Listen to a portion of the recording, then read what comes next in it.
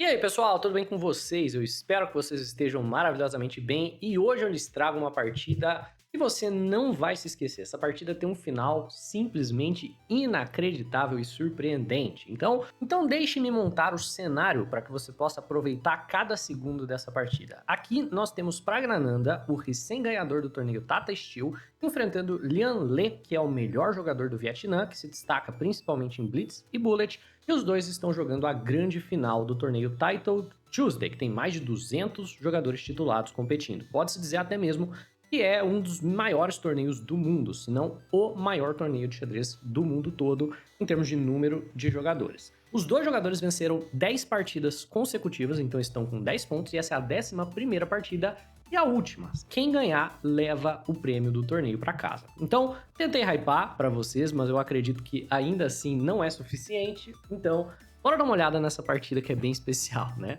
Temos peão em D4 por parte do Lian Le e cavalo em F6 da defesa índia. Vem cavalo em F3, E6 e C4. Nessa posição, o lance mais comum é você jogar B6, que é a defesa índia da dama, só que o que o Praggnanandha faz é bispo na casa de B4. Caso tivesse um cavalo na casa de C3, isso daqui seria conhecido como a Ninzo-Índia. No caso, como não tem um cavalo para bloquear o cheque, ou melhor, o Lian Le não precisa bloquear de cavalo, vai ser conhecido como a defesa Bogo-Índia. Então, bispo em D2 bloqueia, e dama na casa de E7 apoia o bispo. A defesa Bogo-Índia não é muito respeitada, porque de maneira geral, a ideia é que uma hora ou outra você vai ter que tomar o bispo da casa de D2, já que ele não tem nenhuma casa boa para retornar. E quando você fizer isso, você ajuda o jogador de brancas a desenvolver. Em campeonatos de computadores é bem curioso, porque quando eles colocam os computadores para jogar a Bogo-Índia, o jogador de brancas sempre ganha. Então ela é considerada uma defesa refutada, pelo menos do nível de jogo dos computadores. Agora, para Blitz, para Bullet, tem vários truques, então é perfeitamente jogável, tá? O Lian Le simplesmente ignora a tensão entre bispos e joga peão na casa de G3, desenvolvendo, e nós temos bispo toma bispo e dama toma, e agora o Praggnanandha joga cavalo em C6.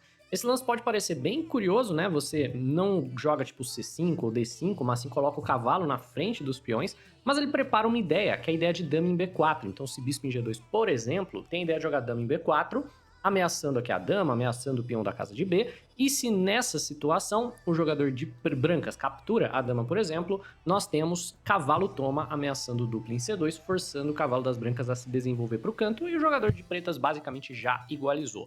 Por consequência, A3 aqui é jogado, que é um lance curioso, mas necessário para manter o grande centro e para manter as damas no tabuleiro, e o roque é jogado aqui por parte do Praggnanandha. Agora sim vem bispo em G2 e D6, preparando o avanço E5, que libera esse bispo mal aqui da casa de C8. Temos o roque por parte das brancas, E5 é jogado por parte do Praggnanandha, batendo no centro e perguntando ao jogador de brancos o que ele vai fazer em relação a esses peões. Aqui pode ser o avanço, né, já foi jogado, e o outro lance que também é bem popular é o lance que o Lian Le joga, o simples cavalo na casa de C3. E basicamente ele está argumentando que se você quiser tomar esse peão, eu vou simplesmente tomar de cavalo, liberando a diagonal para o meu bispo pressionar.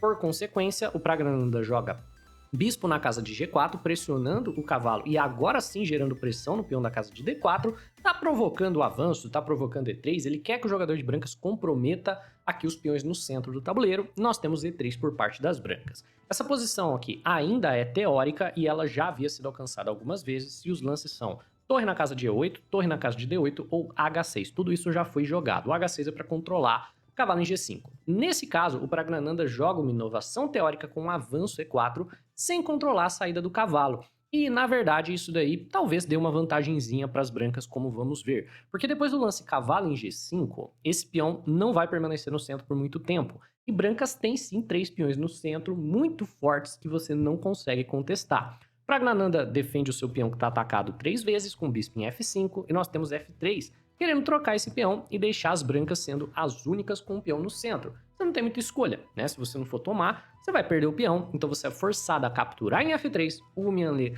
captura de volta, e nessa posição parece que as brancas se deram muito bem com esses 3 peões no centro do tabuleiro. O Praggnanandha vai tentando segurar aqui para que o Lian Le não consiga avançar, então ele ocupa a casa com o cavalo com o tempo, né? Ao mesmo tempo aqui ameaçando a dama e o cavalo e basicamente forçando uma troca.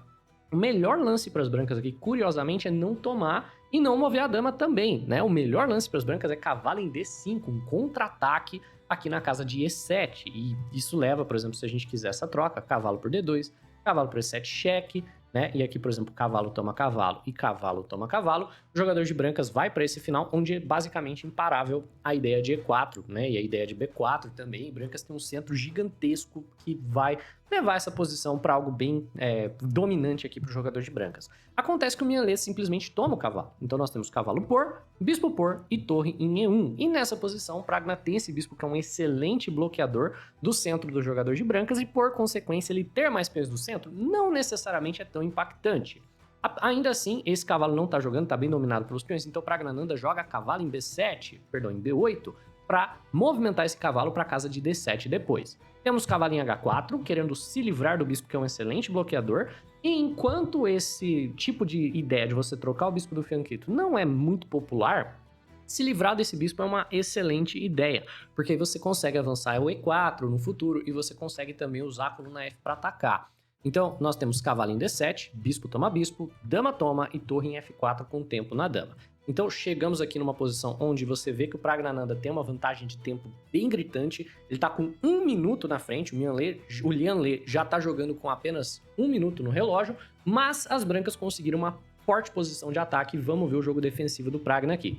Dama volta para E6 e vem cavalo na casa de F5, super, mega, ultra incômodo, né? Já dizia o Kasparov que um cavalo em F5 vale pelo menos um peão a mais, portanto o Praggnanandhaa joga peão na casa de G6, chutando o cavalo ao custo do enfraquecimento das casas escuras ao redor aqui do rei. O Lian-Lê aproveita o mau posicionamento da dama e joga peão na casa de D5, ganhando espaço com tempo nela, e depois que a dama se movimenta para a casa de E8, o cavalo vai para a casa de H6 com cheque, e temos rei na casa de G7, ameaçando vencê-lo.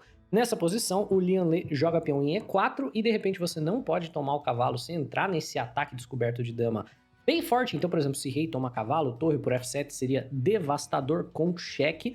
Por consequência, aqui o Praggnanandhaa apenas joga cavalo na casa de E5, ameaçando o peão de C4. E nessa posição, o Lian-Lê não defende o peão de C4, mas sim joga torre na casa de F1. E por incrível que pareça, o lance está marcado como um erro, não porque está pendurando o peão com tempo na dama, já que capturar esse peão seria um erro. Se você captura, vem dama em C3 cheque, você bloqueia de cavalo para não perder a peça, e aí, de repente, o jogador de brancas tem 3 ataques na casa de F7, e parece que você tem 3 defesas, mas não, o cavalo está cravado. Então vem cavalo por F7, e você não pode fazer nada. Não, esse lance, na verdade, torre na casa de F1, é um erro porque permite uma sequência brutal por parte do Praggnanandhaa que começa com dama em D7, limitando o escape aqui do cavalo, limitando a possibilidade de cavalo em G4.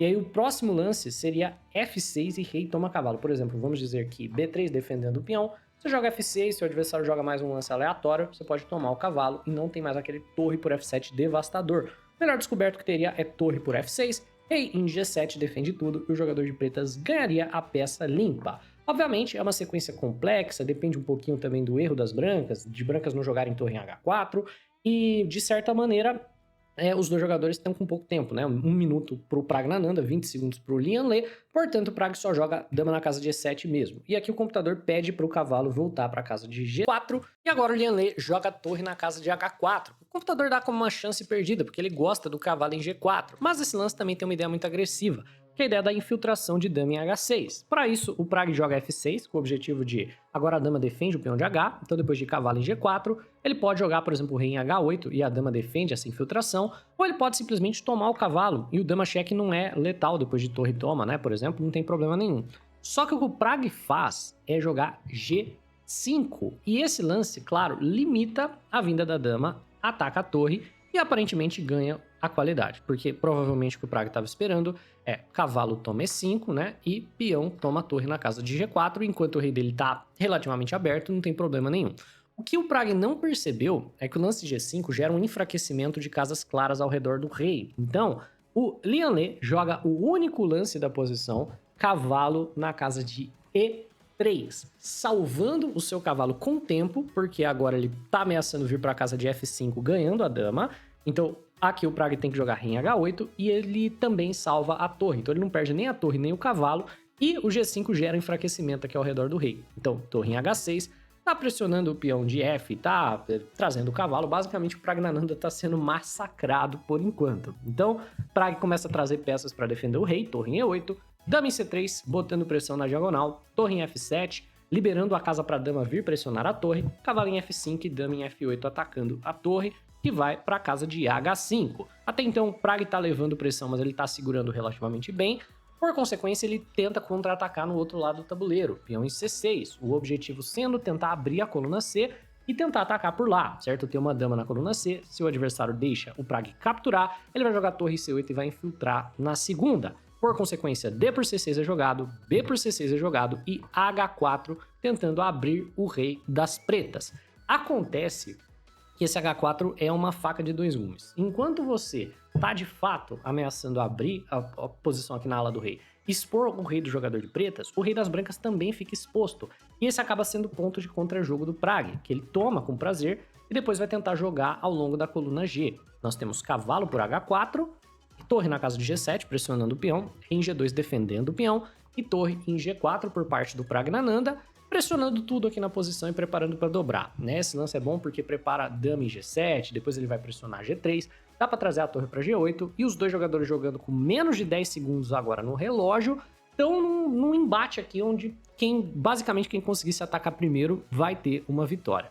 E o Lian Lê é o jogador que comete o primeiro erro, ele joga torre na casa de F4.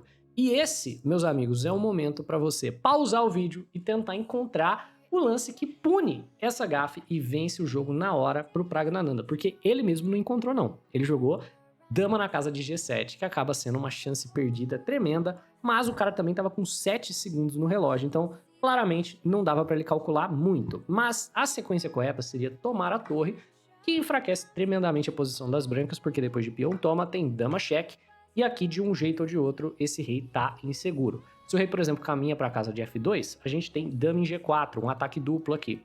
Na torre, no cavalo, na verdade, é um ataque triplo, porque também ataca o peão de F.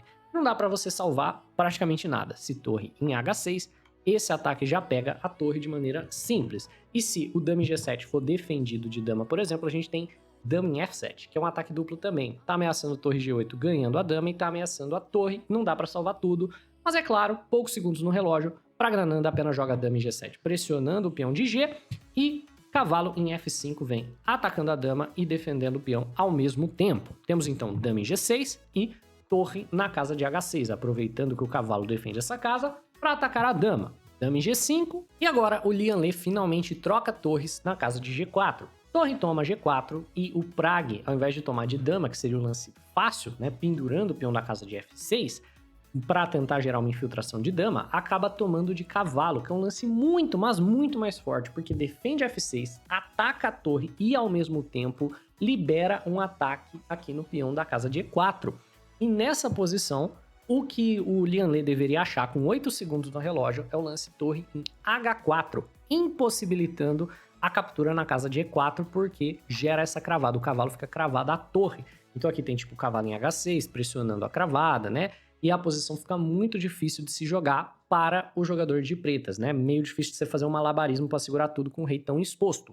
O Lian Lê, pouquíssimos segundos no relógio, joga a torre em H1, só saindo do ataque do cavalo e pendurando o peão de E. Então vem torre por E4 por parte do Praggnanandhaa. E pretas estão, como você pode ver, completamente ganhas, porque agora a torre está dominando a coluna aberta, o peão que apoiava o cavalo se foi, então o cavalo está caindo, e o jogador de brancas tem problemas demais a resolver. Só que os dois jogadores têm apenas 5 segundos no relógio. Então, fique atento aqui aos próximos capítulos. Nós temos torre em F1 por parte do Lian Lê, defendendo o cavalo, e torre em E2 cheque.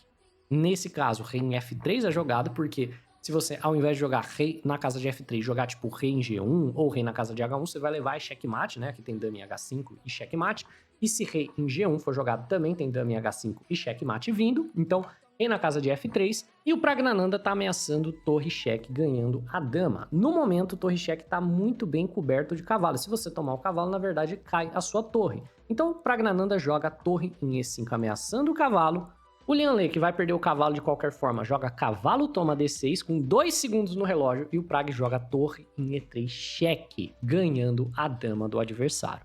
Temos rei em G2 por parte do Lian Lê com 2 segundos no relógio. O Prag joga dama em H5, ameaçando dama na casa de H2, também com apenas 2 segundos no relógio. E agora é a vez do Lian Lê jogar. O que ele pode fazer para atrasar esse checkmate ou para tentar pegar o Prag desprevenido aqui no pré-move e ganhar por tempo? Ele pode, por exemplo, tomar essa torre. Nesse caso, o Prag provavelmente teria que jogar cavalo toma torre no pré-move, ou ele pode tomar o peão de F6 com cheque. O Prag jogaria esse lance no pré-move também, né? Ele pode jogar cavalo na casa de F7 cheque. O Prag teria que estar com rei G7 no pré-move, qualquer que seja o caso. O Prag tem que ficar muito atento, ele tem que processar muito rápido o que quer que o Lian Lei jogue, porque ele tá com a posição completamente ganha se ele prever o que é que o Lian Lei vai jogar e puder fazer aqui o seu pré-move. E o Lian Lei, sabendo muito bem disso, joga o melhor lance da posição. Dama em E5, entregando a dama de 4 maneiras diferentes. A torre pode tomar dama, o peão pode tomar dama, o cavalo pode tomar dama, a dama pode tomar dama. E tem checkmate em um lance no tabuleiro com dama em H2. Praggnanandhaa venceria aqui, mas não dá tempo. O cara não processa, é um lance completamente absurdo. Não tinha como prever esse lance no pré-move. E o tempo de reação do Praggnanandhaa não foi o suficiente para jogar dama na casa de H2. O Lian Lei com esse lance maravilhoso, esse sacrifício de dama completamente psicológico, vence o torneio Titled Tuesday, vencendo 11 partidas das 11 partidas que ele jogou, né? De maneira assim, bem bacana, bem curiosa. É isso, pessoal. Eu espero que vocês tenham curtido. Se você aprendeu com a filosofia do Lian Lei que seu adversário não pode prever o seu próximo movimento e você nem sabe o que está fazendo, se inscreve no canal, deixa o like no vídeo. Um abraço e até a próxima.